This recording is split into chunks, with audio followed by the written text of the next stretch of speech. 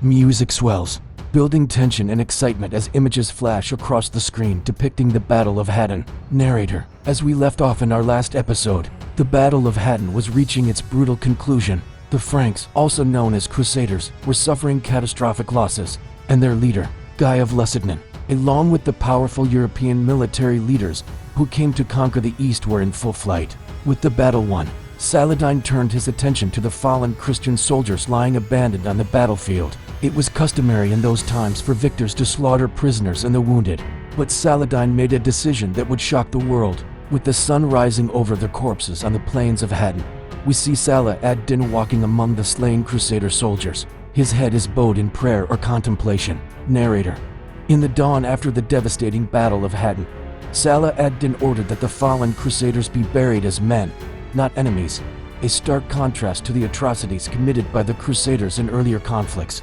Following this monumental victory, Saladin's army marched on, conquering Acre, Tabnaim, Sidon, Jubail and Beirut, then besieged Ascalon and Ramla, systematically closing in on Jerusalem. Now we see a sweeping shot of Saladin's army thundering down a road towards Jerusalem. The pace is quick, indicating the rapid advance of his forces. Narrator: to capture Jerusalem, Saladin's army traveled to 100 miles in only 17 days, moving so quickly that it took the defenders only 2 weeks to prepare for the impending siege. Now we see imposing shots of Jerusalem's massive walls, emphasized by the small figures of Saladin's men surrounding the city, with siege engines being set up around the bottom of the walls. Narrator: Jerusalem, the holy city, now blockaded and cut off from supplies, awaited its fate. For the beleaguered citizens, hope flickered. A captive inside the city wrote, "Oh, Allah, hasten the help. Our affair is difficult, our numbers are few, our provisions are exhausted, and our situation is becoming more perilous every day." As we pan along the top of the walls, we see the people of Jerusalem going about their daily activities, tending to crops or collecting water. We can also see various defense works being completed, suggesting the looming threat of war. Narrator: within the city, life continued despite the hardships of siege. People farmed the fields, gathered what little fruit they could from trees, and walked the ramparts, looking hopefully toward the horizon. They knew that the Muslim armies of Saladin were coming, but perhaps they were counting on mercy. We now shift to a scene of a meeting between Saladin and the Crusader leaders.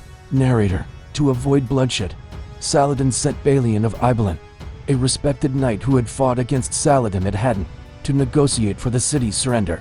Balian and his fellow Crusader delegates approach Saladin's camp, which is shown in stark contrast to the poverty-stricken image of Jerusalem. Tents are grandly lit and decorated. Narrator: when he received the Frankish delegation in his finely appointed tent, he informed them that all he wanted was the return of Jerusalem as Muslim holy places, and the safety of the Muslim inhabitants.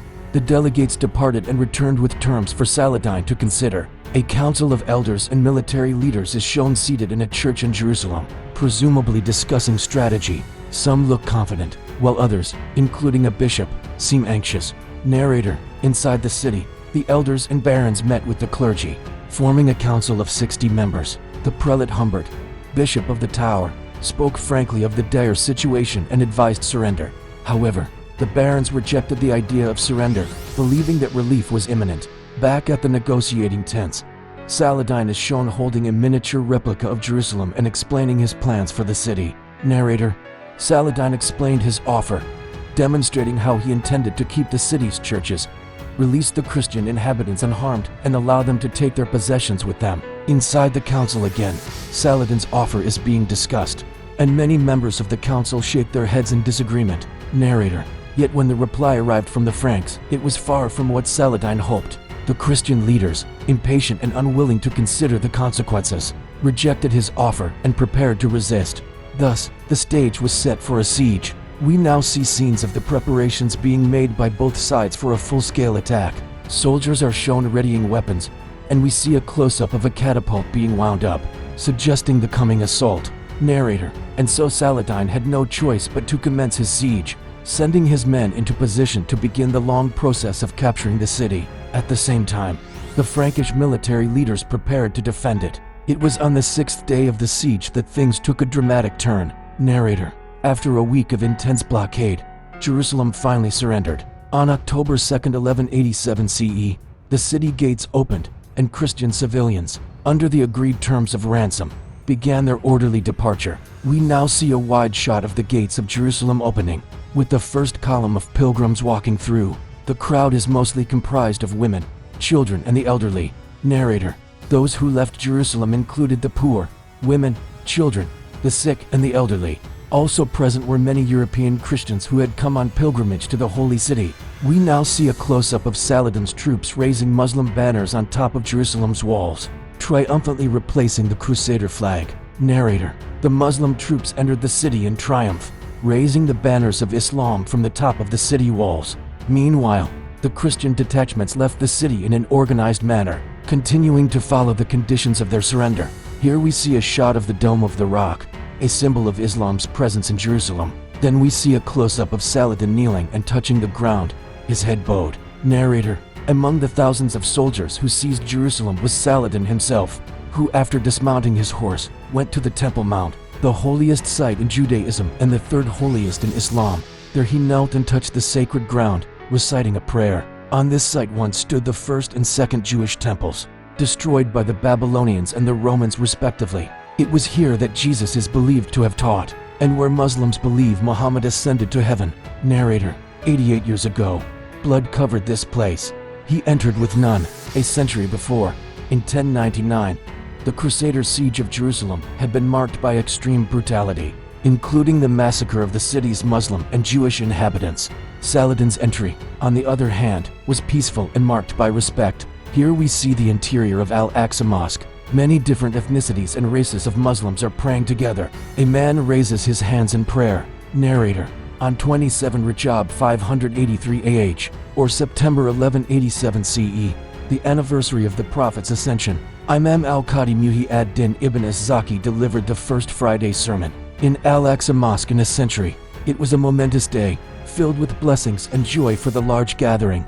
Many foreign pilgrims and local Arab Muslims participated in the congregational prayer. Some of those present were Kurds, Turks, Arabs, Persians, and Khazars, united in their devotion to Islam. At the gate of Jerusalem, we see Saladin overseeing the distribution of bags of money to the departing pilgrims. He is shown gesturing emphatically to one of his aides. Narrator: true to his character, Salah Ad Din treated the departing crusaders with extraordinary kindness and mercy, providing money and riding animals for the elderly and infirm. He even released women's husbands and children's fathers from captivity. In our final scene, we pan across a serene Jerusalem.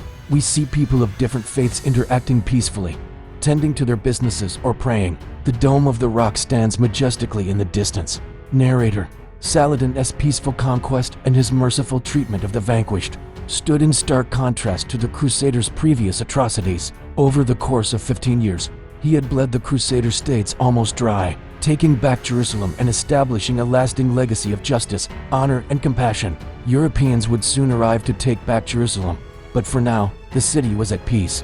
And thus concludes episode 5 of our series, The Story of Saladin. Join us next time as we bring you episode 6, Europe's Fury, the Third Crusade. As the end card appears, the narrator continues. Narrator: thank you for watching. If you enjoyed this episode, please don't forget to like and share. Your support helps us bring these stories to more people. Thanks for watching.